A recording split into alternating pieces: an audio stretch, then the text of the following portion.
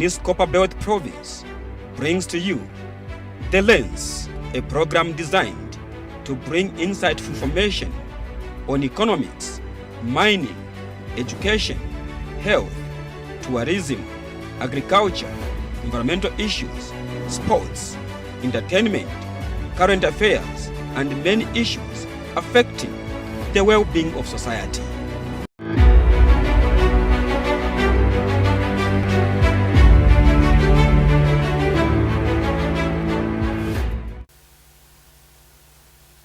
Welcome to The Lens, coming from Zambia'S Copperbelt Studios, and I'm your host, Tovin Ngombe. On today's program, we are looking at the Zambia's economic growth registered in 2024, given all odds that the country experienced or witnessed severe drought challenges experienced especially in 2023 and 2024 season, which made even President Hakainde Hichilema to declare it as a national disaster on February 29, 2024. The drought severely impacted agriculture, water resources, and food security, resulting in significant maize production losses. The drought also led to more than 53% decrease in maize production, the lowest in 5 years, and a loss of 1.5 million metric tons of grain. And the country witnessed the longest load management, which is also referred to as load shedding. And in 2024, Zambia's preliminary, in 2024, as it was recorded now in 2025, Zambia's preliminary annual GDP, or the gross domestic product growth, reached 4.0%, defying expectation and exceeding forecasts of 1.2% from the World Bank and the IMF. This growth has been considered by many as miraculous achievement for an economy facing several economic difficulties, especially last year. And on this program, to discuss on the Zambia's economic growth, which has reached 4.0% of GDP, I have with me in the studio Mr. Manasseh Siwila, who is an economist, to discuss this matter. Welcome to the program. Thank you very much, and we hope everything is fine here at this program. Indeed, it's a nice program. I'm coming here for the second time. Thank you so much. Sure. Given the scenario I've given, what could have led to the growth in GDP to 4%? Thank you very much. To start with, we need to, first of all, look back maybe even 2, 3, 4, 5 years. And one thing that we can understand, with issues to do with the economy, especially in most of, our developing countries, it's so difficult, to maintain an economic, growth, like you mentioned, where we expected actually to have the GDP to be around the 4.5% for the year 2024. But like you have earlier on alluded to rightly, we have seen so much of things that actually failed to materialize in terms of the plans that were put in place by government and also even other stakeholders. And when I say stakeholders, remember, we have our annual budgets that are always presented to us in January, and we have that budget running through annually to somewhere 31st December of each year that proceeds. And obviously, in that you cannot allude or take away the fact that when we have such budgets, there are a lot of other factors that are factored in terms of ensuring that locally we have to fund it, and also we rely also on the other part, we rely on other collaborating partners. In this case, we're talking about donors, maybe taking a bigger, or should I say, just some portion in terms of funding that same particular budget. And so what we could see that time when we projected our GDP to grow through to somewhere 4.1 to somewhere through to 4.5% of GDP.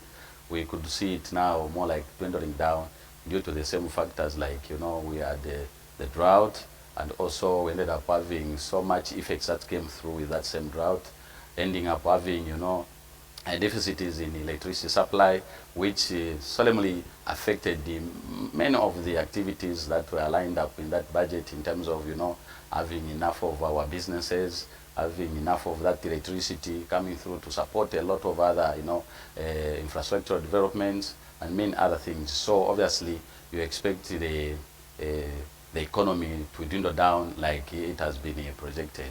But however, we could also see that despite the drought, or should we say the slowdown in economic activities, look, the mining sector could not operate at optimal levels.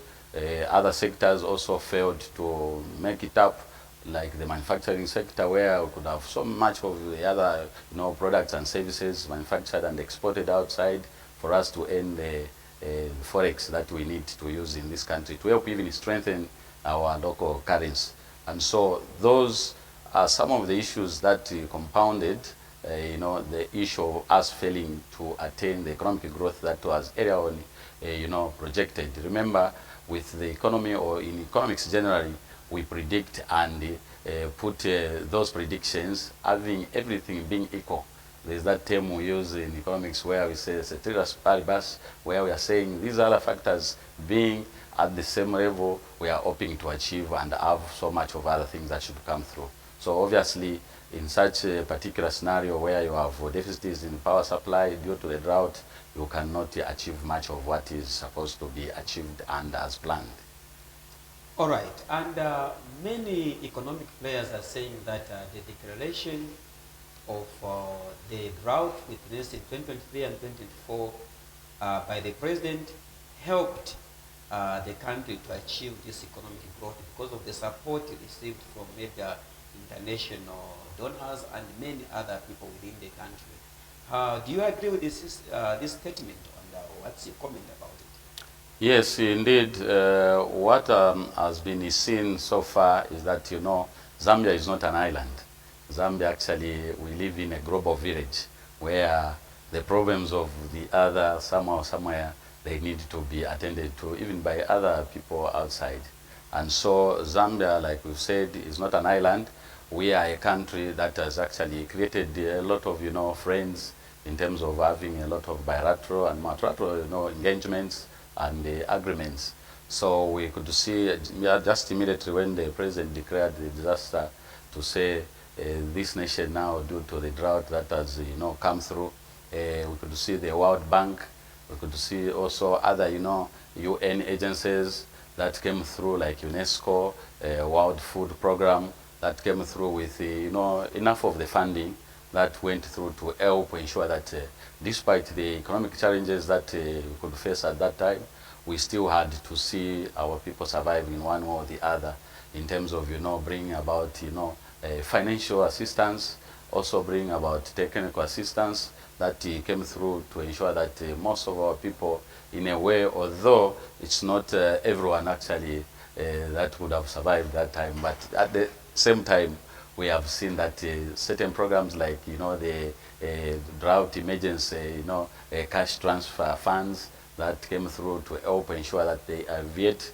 the poverty level that could have been there if it meant such, you know, collaborating partners did not come on board. And also, even locally, we could see that, you know, government engaged a lot of, you know, activities to come through to help ensure that our people could not, you know, have that severe impact that could impact them if it were no such activities that could come through to help ensure that our people, once they could, you know, be alleviated in terms of coming out of poverty that was supposed to be there, if in case such programs were not there. And so it's something that is telling us as a country to always be prepared, because, you know, yes, we have the disaster, you know, management team, where we know that as a country, obviously, such people are always supposed to be there in hand with government to help ensure that such calamities that always come through, even when we don't plan for them to come through, we can always have that, resilience in trying to avoid or have those, impacts of such programs, such disasters that come through upon us to be alleviated in a way. And so it's good that we could see our people through the drought period could find something to eat. Like I've said, a lot of other collaborating partners from outside came through to help and ensure that others were even donating, food items. Like we saw, is it Burundi that came through with, some metric tons of beans and the other foodstuffs that came through. But moreover, we still know that even the financial assistance that came through has been so tremendous. For example, we are talking of over $500 million that came through. Although, again, like we are saying, we need to be, prudent in the way we look after these resources, especially when our colleagues come out to help us in such, calamity times. We need to be prudent in terms of, even producing reports where we need to understand and know how much monies went for what and how much monies helped our people and at what level, so that would always give confidence to our collaborating partners, even to ourselves as citizens. So we are appealing to the Ministry of Finance as the ministry that is, given the responsibility to look after our resources, especially finances, that we need to be showing that prudence, so that at the end of the day, even when next time we have such, calamities, the people that always come through to help us and even ourselves can always have confidence. So we need the Ministry of Finance to be producing such reports that should go through to all our collaborating partners and ourselves as citizens. That way, you find the transparency levels will be, increased, and that confidence will always be, something that we live with. All right. And also, we saw in 2024 the revamping of mines on the Copper Belt province, where we had all the major mines being revamped. We have the Mopani copper mine, we had the Konkora copper mine, and also the dewatering process at Shaft 28 in Russia. Could this be some of the factors that led to the economic growth in the economy? Oh yeah, to some extent, yes, and also to some extent, no. Yes, in the sense that, when you have problems, you always have people that come through, you always have, government. Like we always know, government is the father of this nation, where every time when we have problems, obviously, they have to find a solution. Just like at our various homes, as individuals, we see that even when you as a father or as a parent, you have failed to even afford a bag of meal, but your children will still expect that you need to come through and find solutions to ensure that your children have food. So in the same vein, we have seen that government, yes, they have been putting up a lot of, those frantic efforts in trying to alleviate and help ensure that such situations do not affect our people negatively so deeply. And obviously, we have seen that, yes, the mining sector being one of the engines of, this economy. Zambia has been benefiting so much in terms of, the forex that it needs to come through, and also generally the economy from the mining sector. And so opening such, assets to come to fruition again was actually and is still the milestone that we appreciate government for. And obviously, what is just needed is to ensure that we come up with other policies that should always synchronize with what is actually pertaining to helping revamp the economy that we are talking about. Because remember, all of us are eager and we are always, interested in wanting to have such national assets should always come through to help contribute to the good and growth of this economy. And when we bring in other people, like in this case, the direct foreign investment that we always want to have, let's have policies that will always try to help and give us that confidence, so that, for example, we have at KCM Vendetta, who has promised so much of, the aspects or the fortune that should come through with the opening of such an asset. Obviously, we all know what is going on right now at KCM. So we need, as government and citizens, to be there and be proactive to have the base of what it should come through from such, activities. And also, even at Mopane, we need to see the results. They promised something like $1 billion US to come through and injected in the mining sector at that asset. We are yet to see what definitely will come through, but all we are saying is that let's have these assets continue to help contribute to the growth of the economy, because it's when the economy has grown to levels which should always help the well-being of the citizens, that's when such assets will be appreciated so much. And so it's an appeal to government to ensure that let's have such assets be opened and be taken on seriously with the prudence and the openness that is supposed to be there. Otherwise, for now, we thank the efforts that are still being put in place to ensure that government once again brings back such assets to life and help contribute to the growth of this economy, and moreover bring about good living conditions of our people, by thereby reducing the cost of living. What a paradox again, Mr. Siwila. Against the economic forecast of 1.2% by the World Bank. Remember, the country's economic forecast was downgraded to 1.2% of the GDP.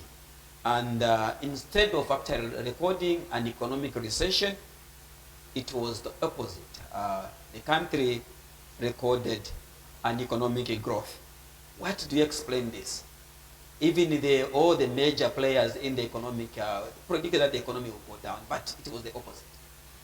Yes, just recently we've heard from the Minister of Finance and National Planning that have come through to give more like a brief highlight of the first quarter of the performance of the 2025 budget. And we have been told from that report that actually our economy has grown to levels of almost 4% of GDP, and that is welcome. Truly, on paper, we have that kind of an economy that has grown like that, and most of the activities that may culminate to such, one is because of the debt restructuring program that government has embarked on with other bond orders that we have, and also other bilateral engagements in terms of finances that we have. So that 4% could be attributed to such activities, and also we have a lot of things that are happening in the economy. For example, we have most of our people, especially those who are in construction, those issues to do with the imports of the exports, should I say, of fertilizer. Remember, we have a capital fertilizer company and the other companies that are producing fertilizer right now that are even exporting from to the outside world. So that in a way could contribute to that growth that has come through. And obviously for most of us as Zambians, we always expect when we have that mention of the economic growth should obviously translate into having a lot of things that physically we can see and feel. For example, right now we talk about the high cost of living that we have, and if we seem not to feel and see such activities on the ground being felt by our people, then it means the economy, or should we say the economic growth projected to be at 4%, would not be appreciated much by most of our citizens out there. But moreover, we need also to ensure that, as government, from the part of government, there has to be that collaborative effort with these other economic managers on the ground, who should always be there to ensure that what is being projected on paper and what is always mentioned as economic growth and everything that is coming through like that must always be felt. Like I've said, as Zambians, we believe in seeing and we believe in feeling it at least. So that, from an economic perspective, for me, I understand why that is even there, and truly it is there, because there has been so many of the other activities that are being done, but as long as that will not translate into the realities on the ground for most of our people to actually appreciate, then it will mean that economic growth projection of 4% will only be on paper and be understood by other professionals and ourselves as economists. But again, we are saying obviously economic prospects to transcend down to a commoner on the ground to be felt and be seen, sometimes it takes time. So we need still to be on the same projection, or should I say trajectory, where we need now to ensure that what we are doing has now to consistently and be sustainable in the way that until it gets down to ensure that the people feel it and see it. That way we'll be building the confidence, economic growth that our people need to have. Otherwise, that economic growth that has been projected, it's real, it's definitely there because of the other activities like I've mentioned that are culminating into having that kind of, an economy coming through, and also even other projections that have come through in terms of, the improvement in the payments or even the copper prices that are going on at the international metal market, where you have right now copper is fetching well over $9,000 per metric ton. Obviously, you have again the issue of enough productivity that has happened in terms of having crossed the 2024 in terms of copper production. From the other year, we saw it was just about 698 metric tons of copper that came through. But now we are talking about well over 800,000 metric tons of copper that has come through. And obviously, a lot of forex has been attracted from there. And this is something that is real, except we need to have it kept so constant and well sustainably. In that manner, we will have now more of our people feeling it, more of our people getting to understand what is actually happening in the economy. But otherwise, leaving it just being on paper like that and without proper constant engagements and the explanations to our people, they may not appreciate it. But so far, so good. All right. How can this economic growth be sustained so that we don't lose track? Yes, we can only sustain this type of an economic growth that we are seeing now. Remember, like I said earlier on, we are coming from a background where a lot of, economic issues, like, remember between 2020 thereabout, in fact, should I say from 2015 thereabout through to 2020, 2021, we saw that a lot of, economic activities in terms of businesses due to, coronavirus, also issues to do with the deficits in power generation and all those other activities. But now, with all those, we've seen that the economic growth has been slowed down somehow. And right now, due to the same prudent reinforcement policies that have come through from government and other stakeholders in terms of ensuring that we arrest and rebuild this economy, we've seen that despite the deficits in power or electricity as it should be, we've seen that we have been encouraged to to have this economy also rely on other renewable sources in terms of getting energy.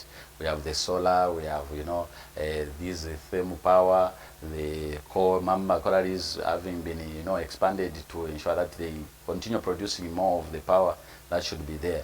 But still, on that aspect, we are saying let government ensure that issues to do with exports of power should somehow be slowed down, so that we are able to first of all ensure that we satisfy the local market in terms of having a lot of these industries have enough power.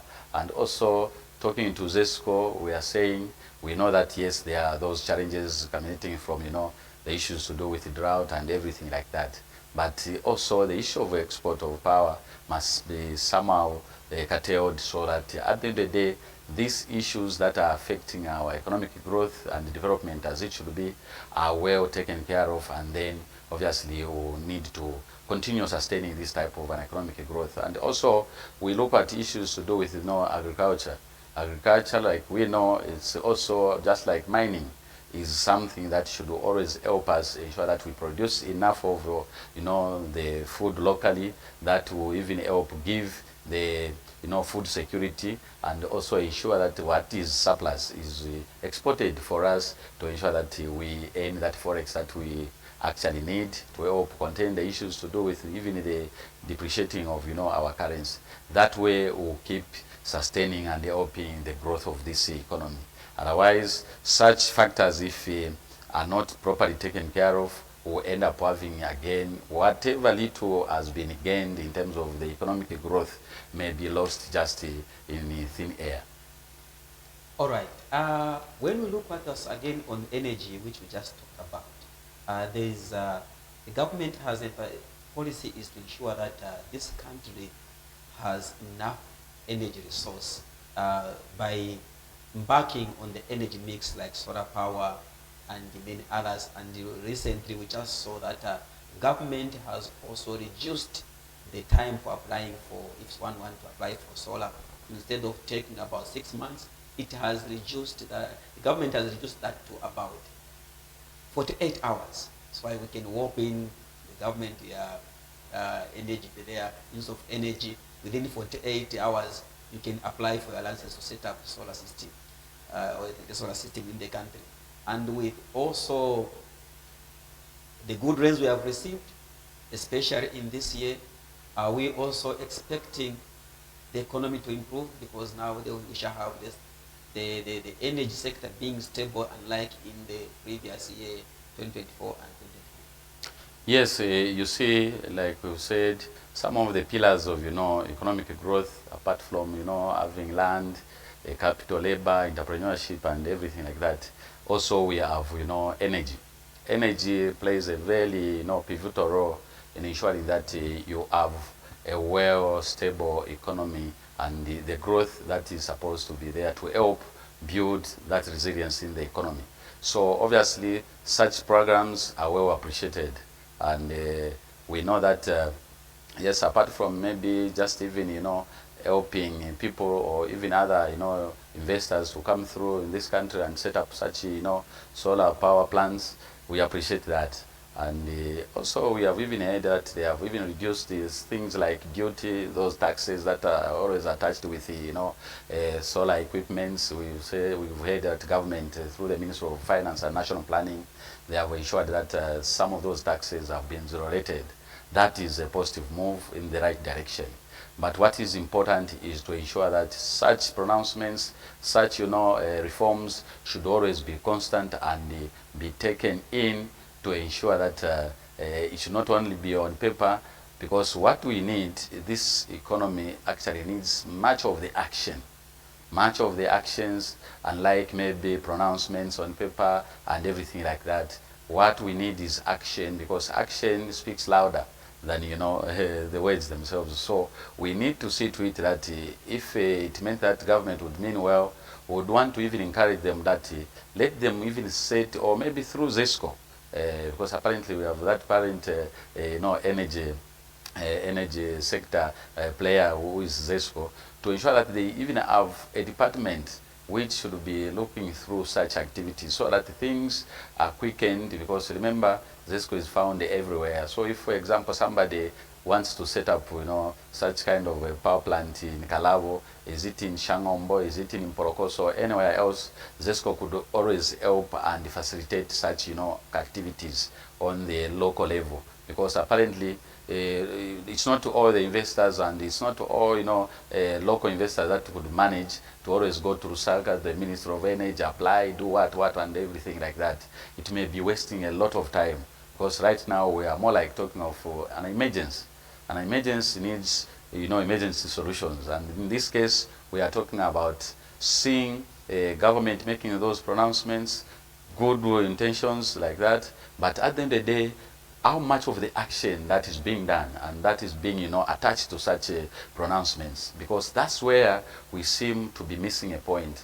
If, for example, we can have ZESCO, like I've said, even other stakeholders that are more like on the countryside, let people, especially the local investors that would want to put investment in the solar or other energy mix, programs. Let them just, if somebody, like I said, if somebody is in Malole, is in Isoka, let them go to ZESCO. ZESCO, they make the application there, and the ZESCO quickens up everything through the Ministry of Energy who are in Lusaka. And from there, obviously, you have a lot of quick action that is coming through. That's why from the time such pronouncements were made, we've not seen much of, the activities going on, despite the good incentives that are attached with the same, because of the issues which maybe, for lack of a better term, would say some bureaucratic kind of behaviors in some of these ministries. So would want government to decentralize that kind of policy, that kind of a call, so that at the end of the day, such actions or such policies can be acted upon quickly, even on the countryside, so that at the end of the day, we achieve and attain to such callings that are more like an emergency, so that together we can see the energy sector being able to be sustained, and obviously keeping on moving our economic wheels. All right. And also, when we look at this achievement in the economic growth, agriculture was in the negative. And now this year, especially part of 2024 and 2025, the country witnessed good rains. And now the farmers are even complaining, saying it's too much. It's too much. Everyone has harvested, and they are worried that their crops may go bad. And now, with this boost in agriculture, given the good rains that we received, is this going also to achieve the country's economic growth? Yes. Yes, in the sense that you see, like I mentioned, that some of the factors that determine the economic growth, there could be several, but paramount of them is land. And obviously, when we talk about land, we do a lot of activities on land, and obviously agriculture is one of the activities. And so if we have our people go out there, cultivate the land with enough lands, like you've said, we have experienced very good rains between the season of 2024-2025 right now, and obviously a lot of our people have gone out there to cultivate various crops, and more especially the crop which we know it's a cash crop, which is maize. And this has come through at a very good time, especially coming from that drought that we experienced. A lot of people have shown that resilience, but what is lacking is maybe the support. The support, I mean, we have a lot of our peasant farmers that solemnly depend on government support in terms of the physical programs to get the farm inputs, the fertilizers, and all those other things, chemicals. So if it meant that this time around we can sustainably prepare and have most of these agricultural activities taken in well early enough before time, I'm sure we cannot lack even the food that we require, even the meal that we seem to have that has escalated to prices that most of our people out there are failing to even afford. You may be aware that this time around an average of breakfast meal, it's fetching between, apart from the ZNS one, which is already we know it's at 230, but from these other millers it's between 320, 350 thereabout. And obviously such could be a thing of the past if it meant we invested enough in the agriculture activities. And also thanking government on the aspect of encouraging people to even do this winter maize program. Remember, between 2003 thereabout, under the late President Lev Patrick Mwanawasa, may he so rest in peace, we saw how this program tried to bring about food security. And in the end, agriculture is a business. So we saw how even people could even export, even government itself. They used to export because we had enough of the produce of the same through the normal rains and also even through winter maize. Like I said, government has pumped in enough resources through Zambia National Services, who actually have done enough of the production right now, I must believe, because apparently we saw how government, through the president himself, they were going around the country trying to have this department of our defense forces try to help produce enough of the food that is supposed to be there. So if that program can be sustained, what we mean to sustain it, bring in, inputs in time, let's have, affordable prices of these same inputs, and engage a lot of these other, commercial farmers to help produce enough of the food that we require. Then in the end, we will sustain our economic growth through agriculture, and at the end of the day, our people will end up living with a reduced cost of living. All right. Let's now come to this year, 2025. The Zambia's economic forecast, especially for the real gross domestic product, is forecasted at 6.6 growth this year. And is this attainable? Yes, it's attainable. Yes, in the sense that looking at what is being, put in place right now. For example, I've said looking at issues to do with the energy sector, where we've talked about encouraging a lot of people to come through and invest in the energy sector, because apparently we need to understand that from where we are coming from, we've had the energy sector somehow disturbed due to the same drought. We have had the energy sector disturbed due to so many other factors, like even constrained production capacity. So obviously expanding and obviously bringing in other forms of how we produce energy in this country is something that will definitely help ensure these industries that we have, especially here on the Copper Belt. We have the mines. The mines, if they can have enough of power, enough of that electricity to use for their productivity, definitely they will produce more and we will export more of our minerals, and in the end that will help bring about stability in the economy. And also when you look at the same agriculture, like we are saying, having the experience of having God being fair so much on our part, especially this season 2024-2025, we've had enough good rains that actually has even exceeded part of its end time. Obviously this time, just now you are saying, a lot of other people out there, they are complaining to say, now we thought the rain season is ended, our crops are drying up in the fields, but again they are being soaked and everything like that. So if that is again something we need to expect, obviously the agriculture sector will not be the same. But what we need, like we've just been talking about it, that let's put those factors that we know definitely are factors that will help have this sector grow. Like for example, distributing the farm inputs to most of our peasant farmers around the country on time, giving them what is supposed to be there, and also even avoid corruption. Remember, in this issue of fiscal programs, we've heard and seen so much of corruption. A lot of people right now, they're even serving some jail sentences because they may be involved themselves into illegal activities, trying to rob the fertilizers, or is it these farm inputs from poor peasant farmers.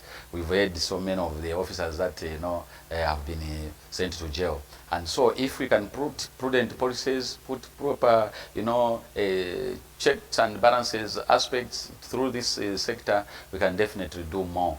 And obviously encouraging even this same winter maize. Let, for example, those farmers that are willing to engage into winter maize cultivation be given such equipments. Is it on loan? Just now we heard of is it staff, that kind of sustainable farmer agriculture activities, where they need to get a loan from a given bank. Obviously that money coming through from government, but because maybe that program we seem to have rushed it, I feel that program can be something that can help this country. If, for example, we have the FISP running, and also that same other program also running, where other people, they are not interested in going to get the FISP, others are interested in such kind of a program where they go out there in that commercial bank, get that loan which has been subsidized by government, invest in that piece of their hectarage. Obviously you encourage them to bring a lot of, or bringing about a lot of cultivation of the same food that we need in this country. So obviously that contributes to the growth that we are talking about. And also in the mining sector, what we need is to ensure that we formulate policies that, for example, if we have our colleagues under the direct foreign investment, they come through in the mining sector.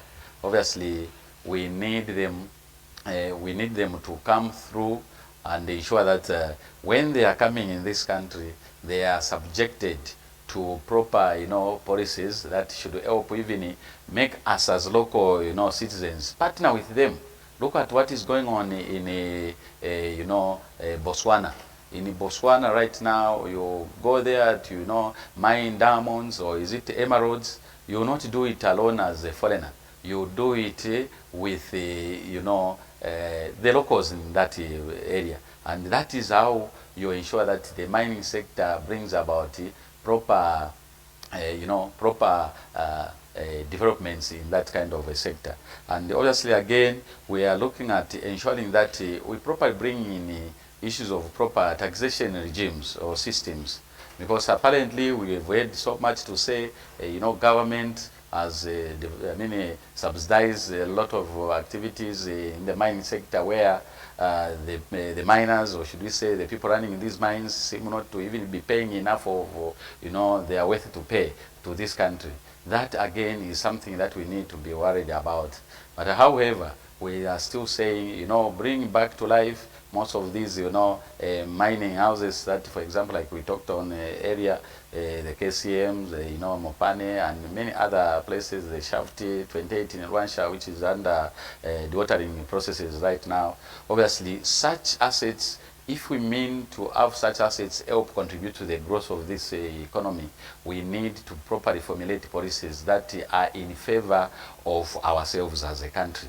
Because remember, this country has been blessed with those minerals. But if we don't use those minerals for our own good, obviously foreigners will benefit, and those people, when they go out there, they pick our minerals, they don't pay enough of what is supposed to be paid to this country, then ourselves will remain with nothing. That is again an unfortunate aspect that should be there. So if we can once again revise and check through some of these the mining policies, it can help this economy a great deal, because we'll end up having enough of the monies that we need to use for other activities, like in the social sectors, for example, health, education. Remember, right now, government is giving free education to all our children from grade 1 through to grade 12.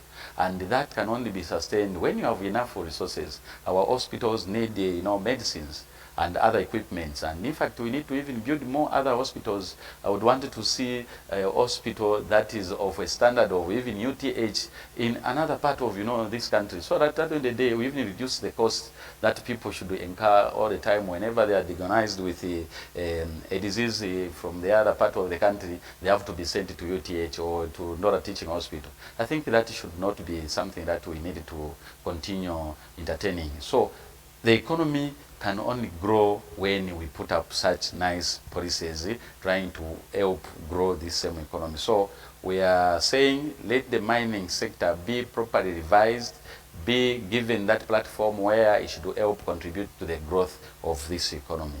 And also the other aspect that we know would help sustain that kind of, a GDP of 6.6% that we are looking at is the aspect of ensuring that we improve on technological transfer for our human resource development.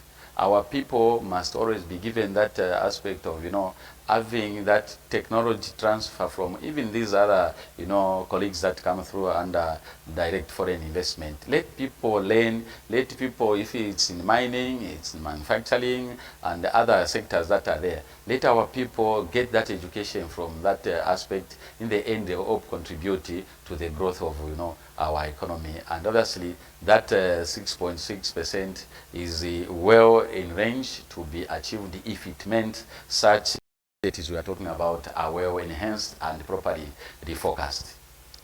All right. Well, viewers, if you are joining us, you are watching The Lens coming from Zambia'S Copper Belt Studios, and we are discussing Zambia's economic growth registered in 2024. And with me in the studio, I have Mr. Mananses, who is an economist, to discuss this matter. And now we can go on.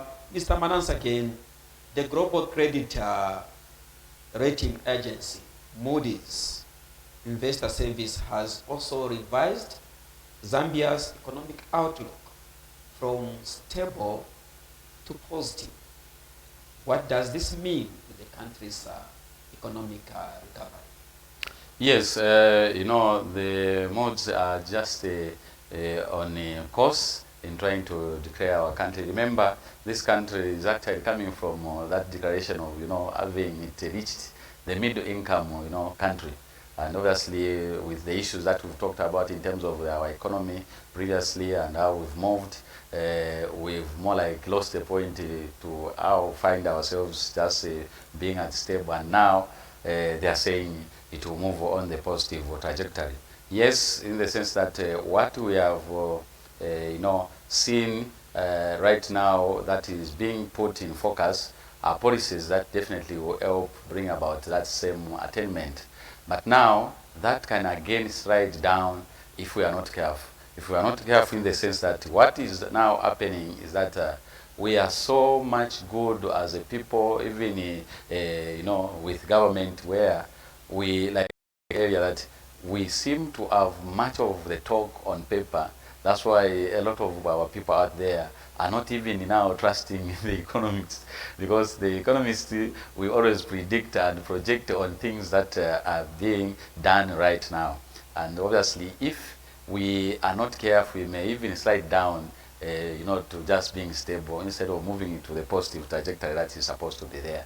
If we just keep on talking about things like this, making those pronouncements in terms of policy, formations and policy, redirections. But what we need more now is the action. Who are the officers in government offices? Who are the officers in government departments and many other, institutions of governance who are now ensuring that what is, pronounced on paper, is it by the president or is it even by, stakeholders, are making sure that that comes through into action. Because it's action that is not being done right now, which is making this country's economy look like we are doing nothing. Even when we have nice policies that are well, projected, a lot of our people, they are very educated at the Ministry of, Finance and National Planning there, and even other, places of government in these departments. We have a lot of people now who are well educated to a point that they have understood a lot of things that should help bring about the economic growth and development that we require. But what we are lacking is the issue to do with the action. And we seem not to be, evaluating and monitoring most of these, activities that we have on paper, that they should translate into activities or realities on the ground. That's why you find people, right now, we are complaining of the high cost of living.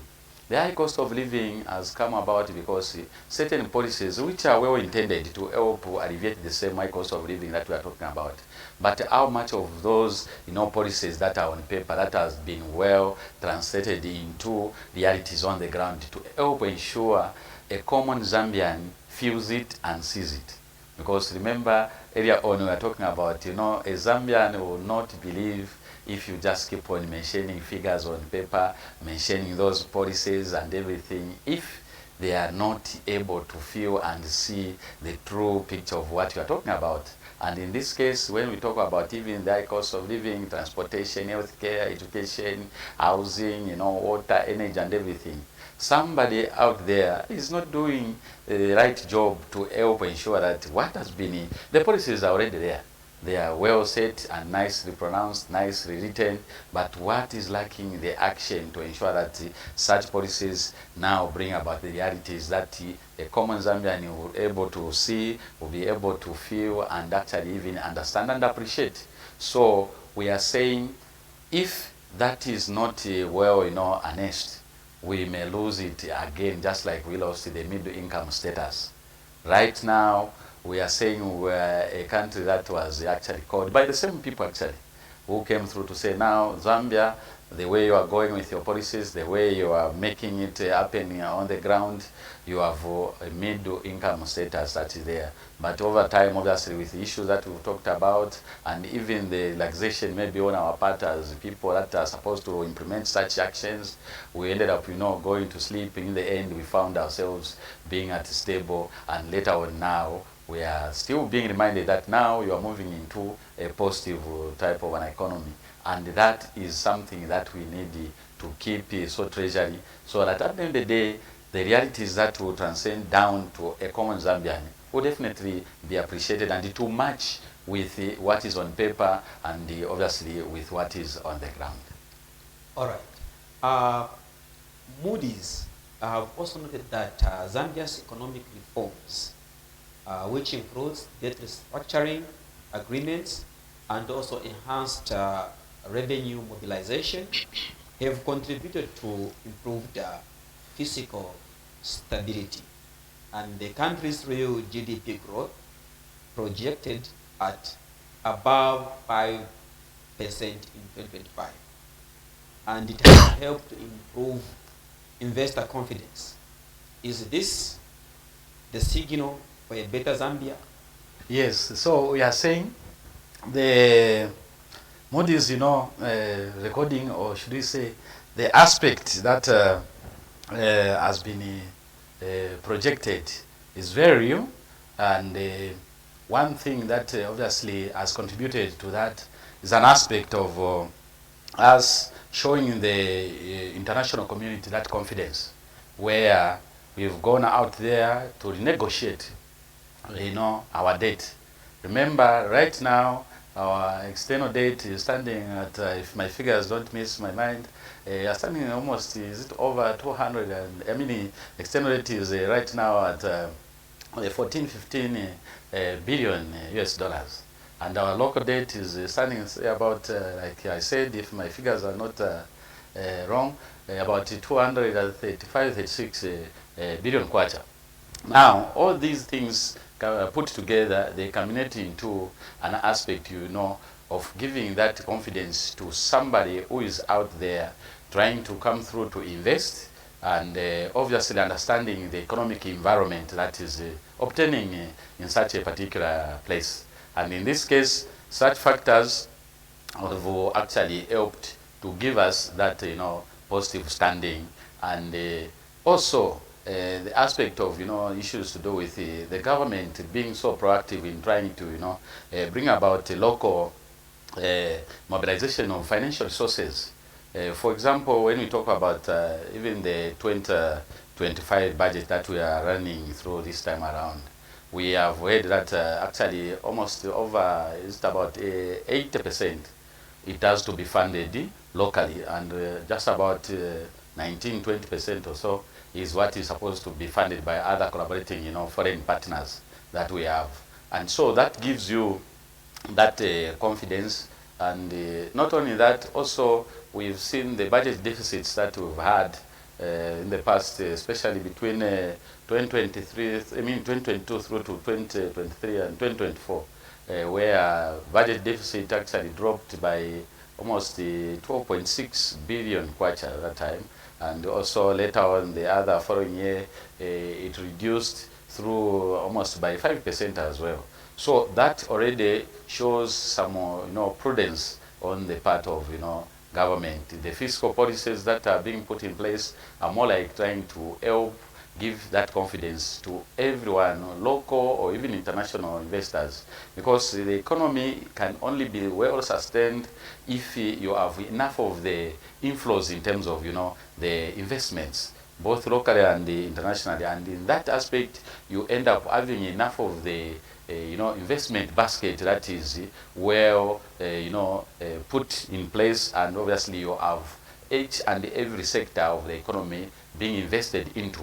And in this case, we are even talking about the energy sector, talking about the manufacturing sector, the tourism sector, and many other sectors that are there to help, the mining sector itself, that are there to help ensure, bring about that sustainability in terms of how the economy should be running and how the growth should be taken care of, and even the economic development that is supposed to be there, obviously, over time. And so when we have such, is a positive or ingredient trying to show that we can do it and it can be done. Like especially when I talk about issues to do with the local financial mobilization by government. We've seen there has been a lot of issues to do with tax reforms. Right now, ZRI has brought about a lot of other taxes, broadening the tax base that is supposed to be there, and also strengthening the public finance management that is there, so that government does not just spend anyhow without looking into their basket. Because once we control the issue of spending while we don't have enough, that is what actually leads to issues to do with the borrowing that is not even sustainable and is not even supposed to be there. So that in itself has helped to ensure that while we are looking at other collaborating partners out there to help us, mobilize the financial resources to help us run our own economic activities, and it has to come obviously at a cost, because remember, like when we are saying ZRA right now has reformed a lot of taxes that are there, but again we are saying there has to be that sustainable type of engaging with the issues to do with the tax reforms that are supposed to be there.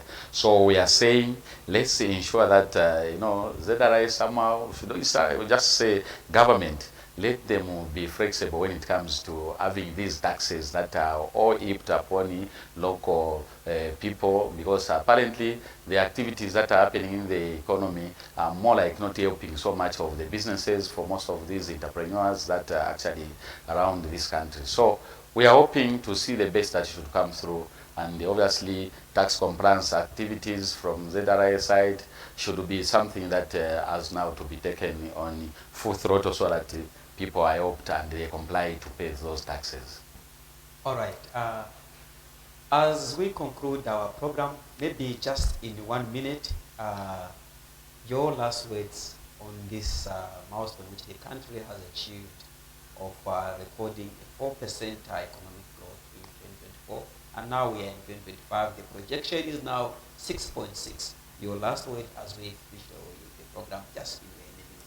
Thank you very much, my brother, Mr. Tovike. First of all, I must appreciate and thank you so much, Zanis, to always, find the time to bring me on this platform where we discuss pertinent issues that relate to our economy in the country.